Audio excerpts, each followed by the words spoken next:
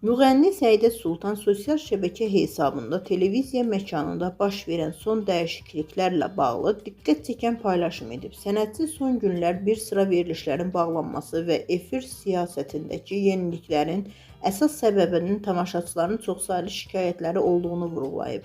O, izləyicilərinə müraciət edərək bildirib: "Salam əziz insanlar, bugün televiziyalarda böyük dəyişikliklərin əsas səbəbkarı sizsiniz. Sizin çoxluq şəkildə şikayətiniz sayəsində biz bunu bacardıq. Güc birlikdədir, sizi sevirəm." Bu açıqlama sosial şəbəkələrdə geniş rezonans doğurub. Çünki son günlər ölkə efirində ard-arda proqramların dayandırılması, xüsusilə sosial məişət və qalmaqallı formatların bağlanması cəmiyyətdə ciddi müzakirə mövzusuna çevrilib.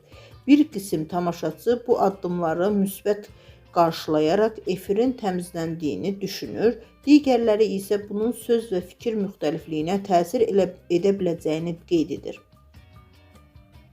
Səidə Sultanın paylaşımı bir məqamı ön plana çıxarır: tamaşaçı təsiri.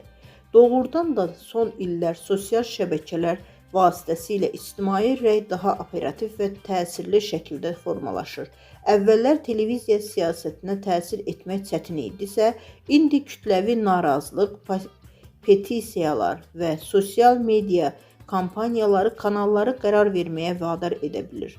Digər tərəfdən sual yaranır: dəyişikliklər həqiqətən yalnız tamaşaçı şikayətləri ilə bağlıdır, yoxsa burada daha geniş strategiya dayanır? Televiziyalar kommersiya qurumlarıdır və əsas meyar adətən reytinq və reklam gəliridir. Əgər müəyyən verilişlər yüksək baxış toplayırdısa, onların birdən-birə dayandırılması təkcə ictimai təzyiqlə izah olunmaya bilər. Ola bilsin ki, burada həm də yeni mövsüm siyasəti, məzmun islahatı və ya regulyator tələbləri rol oynayar.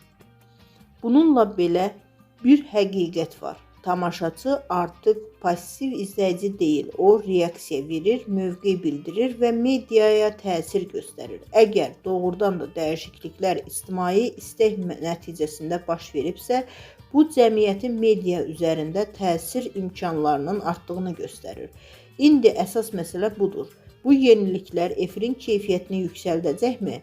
Əgər bağlanan proqramların yerini daha maarifləndirici, mədəni və peşəkar layihələr tutacaqsa, tamaşaçı bunu müsbət qarşılayacaq. Əks halda sadəcə ad və sima dəyişikliyi isə məzmun dəyişməz qalarsa, müzakirələr yenidən alovlana bilər. Səidə Sultan güc birlikdədir mesajı isə bir çağırış kimi səslənir. Həm tamaşaçıya, həm də media qurumlarına.